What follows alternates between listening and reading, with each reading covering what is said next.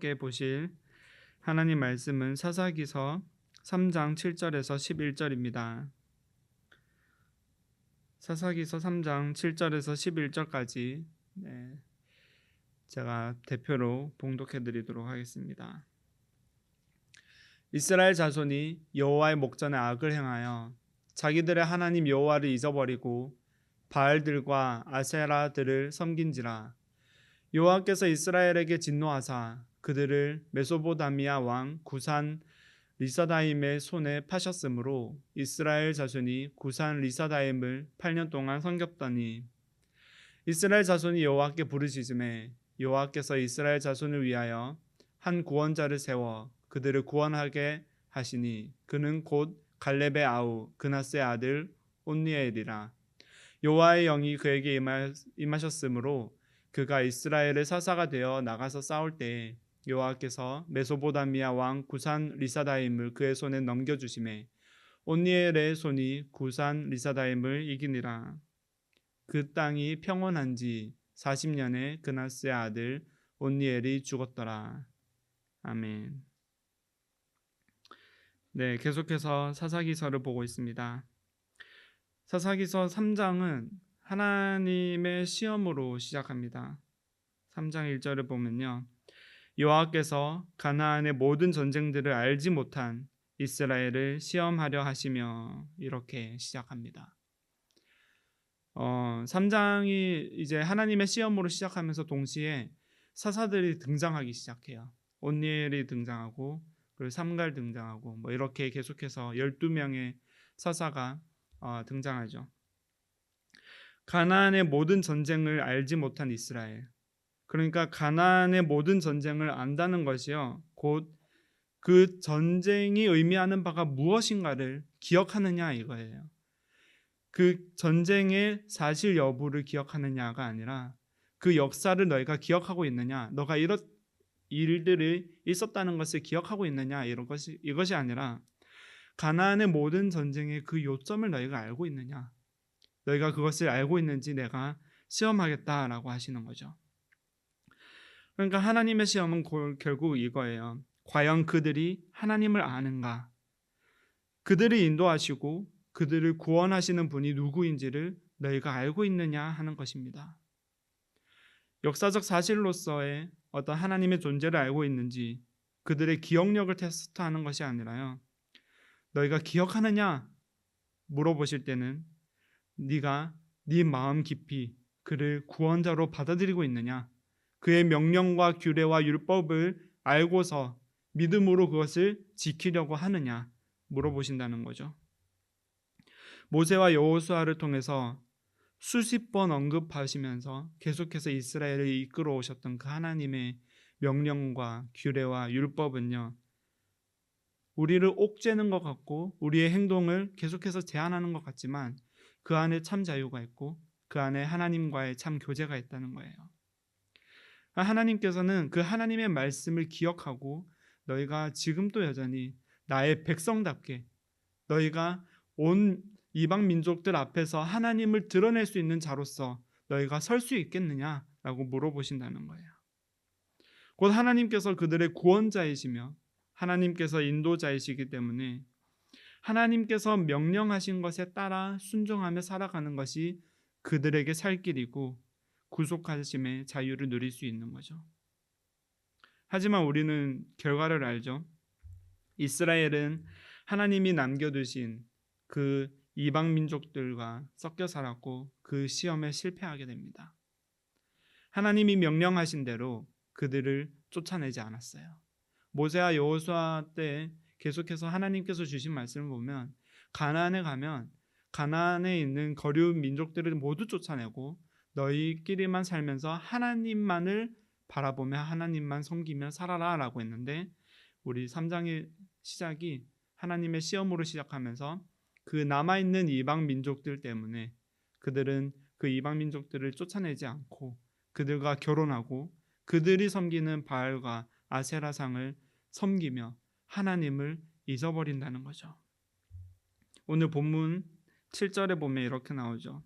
이스라엘 자손이 여호와의 목전에 악을 행하여 자기들의 하나님 여호와를 잊어버리고 바알들과 아세라들을 섬겼다는 거예요. 여호와의 목전에, 그러니까 하나님의 눈 앞에서 하나님이 눈동자같이 지켜보시는 그 가운데 그들은 하나님을 잊어버렸다는 거예요. 기억하지 않았다는 것이 아니라 하나님을 외면했다는 거죠. 곧 하나님께서 그들의 창조주 되시며 인도자 되시며 또 구원자 되심을 인정하지 않은 삶을 살았다는 거예요. 이 구절에서 우리는 하나님이 악을 어떻게 정의하고 있으신지를 우리가 발견할 수 있는데, 그것은 바로 하나님의 부재입니다. 하나님 앞에서 우리가 저지르는 죄악, 곧 그 죄악은요, 곧 우리 삶 속에 하나님의 부재가 커지고 하나님의 존재가 우리 삶 속에 온데간데 없어지고 우리 스스로의 존재가 커지는 것이 하나님 앞에서 악이라는 거예요. 하나님의 목전에서, 그러니까 하나님이 보시기에 좋았더라 하는 그 창조 질서의 인생을 사는 것이 아니라 내가 볼 때 탐스러워서 보암직하고 먹음직해서 내 삶을 삼켜먹는 것이 곧 악이요, 그 결과는 사망입니다. 하나님께서 우리에게 구원의 길을 열어주셨는데요, 곧 하나님을 기억하는 일이에요. 이스라엘 민족이 하나님을 기억할 수 있도록 하나님은 기억할 수 있는 장치들을 곳곳에 심겨두시는 거예요. 하나님의 말씀을 기억해야 했고 그 말씀에 순종해야 했어요. 가나안 전쟁을 기억한다는 것, 그것이 곧 구원하신 하나님, 내 삶을 계속해서 이끌어 가시는 그 인도자 되신 하나님을 기억하고 그 말씀에 순종한다는 거죠. 그들을 쫓아내라고 하신 하나님의 말씀을 기억하고 순종했어야만 했는데 그러지 못했죠.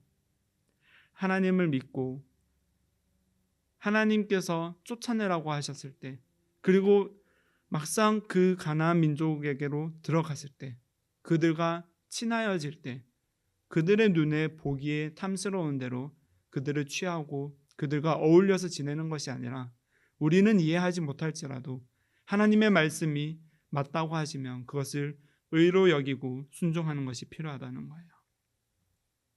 그러나 그들은 그들 스스로 보기에 탐스러운 것, 이방 민족과 당장에 잘 지낼 수 있는 방법과 방향을 간구하여 함께 지내고 말았습니다. 그리고 이스라엘은 하나님을 잊어버리고요, 그들의 삶 속에 하나님의 존재를 지워버리고 그들 스스로 선택한 이방신을 섬기고 그 결과에 대해서 하나님은 진노하신다는 겁니다. 하나님의 진노하심은요, 곧 죄인에 대한 심판이 있어요. 하나님은 의이시기 때문에 그 의와 그 빛 앞에서는 어두움은 어떻게 설 수가 없어요. 즉결 심판이 있어야 합니다. 왜냐하면 하나님은 심판하시는 분이시고 죄에 대해서 한치도 물러섬이 없는 분이시기 때문입니다. 그러나 오늘 우리 9절에서 보면서 이 사사기를 읽으면서 이것을 발견했으면 좋겠어요. 그 심판을 덮는 하나님의 사랑과 하나님의 은혜가 있다는 거예요. 우리가 사사기서를 처음 생각하면 각자 자기 소견에 옳은 대로 행했던 그 정말 어지러운 시대라고만 우리가 기억하기 쉬운데, 그 시대마저도, 이스라엘이 계속해서 넘어지는 시대마저도 하나님께서는 계속해서 그들을 끝까지 사랑하시고 그의 언약을 스스로 지키시고 우리에게 은혜를 베풀어 주신다는 거예요. 그렇게 하나님께서는 이스라엘이 구산왕 밑에서 8년을 섬기는 그 고난을 허락하셨어요. 하나님께서 주신 그 고난과 시험은 하나님을 기억하게 하는, 하나님만이 그들의 구원자임을 깨닫고 돌이킬 수 있는 장치를 주신다는 거예요. 그것이 곧 그들에게 회개의 자리예요. 그때 이스라엘은 여호와께 부르짖었습니다. 그리고 하나님은 그 부르짖음에 응답하셔서 온니엘 첫 사사를 세우시고 그들을 구원하셨죠.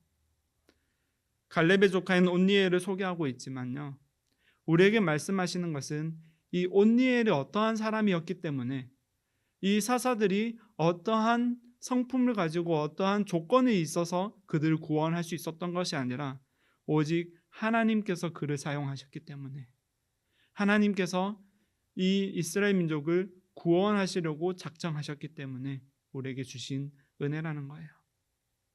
우리에게 주신 구원의 길은 곧 믿음입니다. 하나님이 구원자이시고 우리의 창조주 되시고 우리의 주인 되시며 우리 삶의 참 인도자이심을 믿고 의지하며 따라가는 것이 우리에게 믿음이고 우리가 구원받을 길이죠. 하나님께서는 끊임없이 잊어버리는 이스라엘에게 믿음의 선물을 주시고 부르짖을 수 있는 자리를 허락하여 주시고 사사를 세워 하나님의 구원의 은혜를 계속해서 누릴 수 있게 허락하십니다. 에베소서 2장 8절에 보면 이렇게 바울이 증언합니다.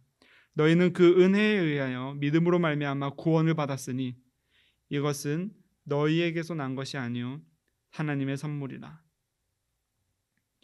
구약 성경을 보면서 족장시대, 사사시대, 왕정시대, 포로시대를 거치는 이 모든 이스라엘의 시대 속의 역사 속에 그들로 하여금 구원자가 나타나지 않았다는 거예요. 그들에 의해서 하나님이 구원자를 세우지도 않으셨고 왕을 세우시지도 않으셨고 사사를 세우신 것도 아니고 그리고 예수님의 족보를 이어갈 수 있게 하신 것도 아닙니다. 오직 하나님만이 그들을 구원하시며 그 구원하심을 기억할 수 있는 장치를 은혜로 그들에게 믿음으로 계속해서 부어주신다는 거죠. 그러니까 하나님을 기억하는 것이 곧 믿음이요 기억하는 것이 곧 구원의 길이라는 거죠. 그를 믿는 자 구원받을 것입니다. 가나안에 들어가 사사시대를 거치면서 계속해서 실패하는 이스라엘 모습이 우리에게는 정말 실패할 수밖에 없구나 그렇게밖에 보일지 모르겠지만 이스라엘이 계속해서 넘어지는 것을 보고 우리가 판단하고 정죄할 수도 있을 것 같지만 여전히 우리에게도 고백이 있죠. 우리에게는 소망이 없습니다. 이스라엘이나 우리나 스스로 우리가 하나님을 기억할 수 있는 힘이 없어요. 우리에게는 하나님을 기억하는 것도 하나님을 행하신 일을 믿고 의지하는 힘도 없습니다. 왜냐하면 여전히 우리는 죄악 가운데 있기 때문이에요. 우리는 계속해서 무너질 수밖에 없고 회개에도 또 죄를 저지를 수밖에 없고 하나님의 말씀을 잊어버릴 수밖에 없는 죄인들입니다. 이 죄인들을 향해서 하나님께서는 오늘 또 그분의 은혜로 그분의 사랑으로 믿음의 장치를 심어주시고 그 고난을 통해서 믿음의 장치들을 통해서 하나님의 부르짖고 회개함으로 하나님 앞으로 돌이킬 힘을 주시고 그 자리를 주시고 우리를 친히 구원하시기 위해 우리에게 사사를 세워주시고 왕을 세워주시며 스스로 이 땅에 오시기까지 해서 십자가에 달려 죽기까지 우리를 사랑하셨다는 거예요. 우리에게 희망이 없는데 하나님께 소망이 있습니다. 우리가 아직 죄인 되었을 때, 우리가 아직도 이방신을 섬기고 있을 때, 우리가 아직도 여전히 우리 삶에 하나님이 부재할 때, 우리는 지금도 내가 보기에 탐스러운 것들을 인생길에서 선택하며 나아가고 있을 때 하나님께서는 이 죄에 대한 진노를 그리스도의 보혈로 덮어버리시고 그 사랑으로 덮으시고 우리를 고난 가운데 두사 회개함으로 하나님의 부재를 하나님의 언약으로 다시 채워갈 수 있도록 우리를 인도하고 계십니다. 사랑하는 여러분, 하나님께서 우리를 위해 싸우신 그 지난 한들을 우리가 기억했으면 좋겠습니다. 지금 오늘 이 순간까지 하나님께서 인도하심이 없었다면 우리에게 얼마나 더 큰 고난과 더 큰 허망함이 있었을지를 우리가 기억했으면 좋겠습니다. 지금도 여전히 우리가 예배할 수 있고 하나님을 부를 수 있는 그 은혜가 우리 매일의 삶에 매일마다 고백되어지는 은혜가 있기를 축복합니다. 신실하신 하나님, 우리 삶 속에 하나님을 기억하지 않았음을 용서하여 주시고 주께서 우리를 구원하심을 날마다 고백하며 그 은혜를 누리는 모두가 되게 하여 주시옵소서. 이 시간 기도하며 나아갑니다.